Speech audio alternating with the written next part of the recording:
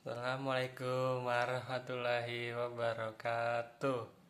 Nama saya Afkar Mumtaz Tasmi Suad dari perwakilan kelompok 5 perkembangan peserta didik. Eh, ingin membahas unit yang ketiga, yaitu perkembangan dan pertumbuhan peserta didik.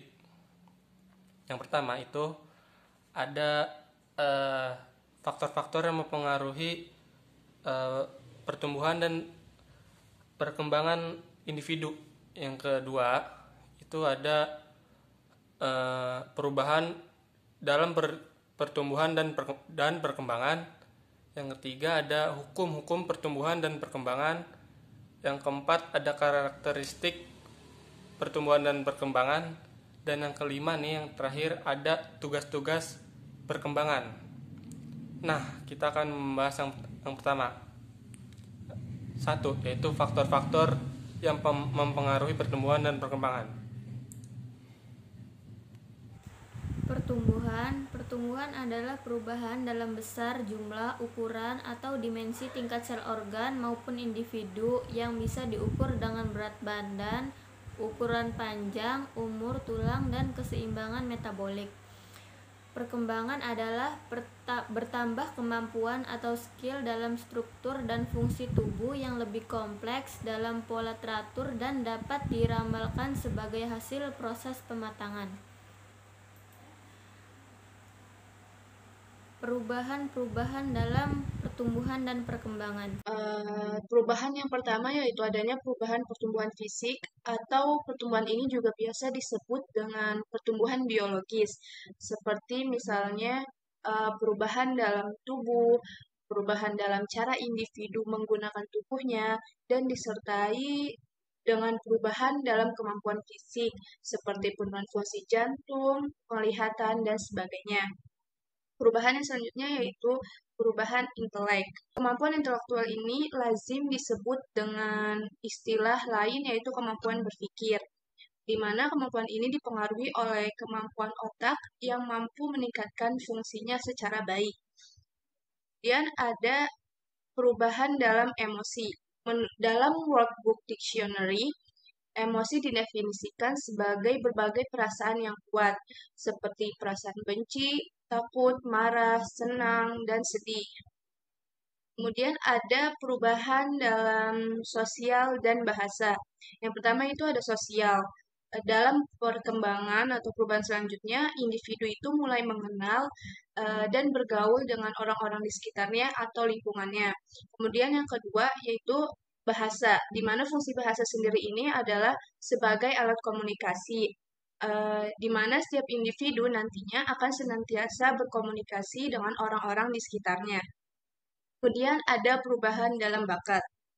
Bakat merupakan kemampuan tertentu atau khusus yang dimiliki oleh seseorang individu yang hanya dengan rangsangan atau sedikit latihan kemampuan itu dapat berkembang dengan baik. Bakat merupakan hal yang sangat penting sehubungan dengan bidang pekerjaan atau tugas. Kemudian ada perubahan dalam sikap, nilai, dan moral. Pada masa bayi, sikap, nilai, dan moral belum dipersoalkan, tetapi dalam proses selanjutnya sangat perlu mendapat perhatian sehingga kelak menjadi seorang yang mampu menentukan sikap yang positif, mampu menjunjung tinggi nilai-nilai moral di dalam masyarakat. Berikutnya ada hukum-hukum pertumbuhan dan perkembangan. Yang pertama itu ada hukum Cepalo-Kondal yang menyatakan bahwa pertumbuhan fisik dimulai dari kepala ke arah kaki. Bagian kepala tumbuh terlebih dahulu daripada bagian-bagian yang lain. Misalnya, seperti kepala bayi yang baru lahir tumbuh lebih matang daripada bagian tubuh lainnya. Kedua, ada hukum proximodistal, yaitu menyatakan bahwa pertumbuhan fisik berpusat pada sumbu dan mengarah ke tepi. Selanjutnya ada perkembangan terjadi dari umum khusus, yang menyatakan bahwa proses perkembangan dimulai dari hal-hal yang umum, kemudian sedikit demi sedikit meningkat ke hal-hal lain yang lebih khusus. Selanjutnya yaitu ada hukum perkembangan berlangsung dalam tahapan-tahapan perkembangan, di mana hukum ini menyatakan bahwa dalam proses perkembangan terjadi tahapan yang terbagi ke dalam masa-masa perkembangan, di mana setiap masa perkembangannya itu terdapat ciri-ciri perkembangan yang berbeda. Contohnya, penahapan pada manusia antara lain meliputi masa lahir, masa jabang bayi sekitar 0 sampai 2 minggu, masa bayi sekitar 2 sampai 1 bulan, masa prasekolah umur 1 sampai 5 tahun, dan begitu seterusnya. Yang terakhir ada hukum tempo dan ritme perkembangan. Ya, di mana hukum tempo dan ritme perkembangan ini menyatakan bahwa tahapan perkembangan berlangsung secara berurutan, terus-menerus, dan dalam tempo perkembangan yang relatif tetap serta berlaku. Nah, ada nih pengertian remaja menurut hukum. Sebenarnya tidak ada konsep remaja yang diterangkan secara terbuka menurut hukum. Hanya saja pada Undang-Undang Perkawinan disebutkan bahwa usia minimal untuk suatu perkawinan adalah 16 tahun untuk wanita dan 19 tahun untuk pria. Terdapat di pasal 17 Undang-Undang Nomor 1 Tahun 1974 tentang perkawinan. Nah, tentang usia tersebut disejajarkan dengan pengertian remaja menurut ilmu-ilmu sosial. Yang kedua, gimana sih remaja ditinjau dari sudut perkembangan fisik? Menurut ilmu kedokteran, remaja dikenal sebagai suatu tahapan perkembangan fisik saat organ reproduksinya telah mencapai kematangan. Nah, secara anatomis, keadaan tubuh umumnya tuh sudah mencapai keadaan yang sempurna. Contohnya, seorang pria itu biasanya kalau pubertas, dia mulai berotot dan berkumis. Remaja menurut WHO. Nah, remaja menurut WHO itu sebagai berikut. 1. Individu berkembang dari saat pertama kali ia menunjukkan tanda-tanda seksual sekundernya sampai ia mencapai kematangan seksual. Yang kedua, individu mengalami perkembangan psikologi dan pola identifikasi dari kanak-kanak menjadi dewasa. Yang ketiga, terjadi peralihan ketergantungan sosial ekonomi yang penuh pada keadaan yang relatif lebih mandiri. Yang keempat,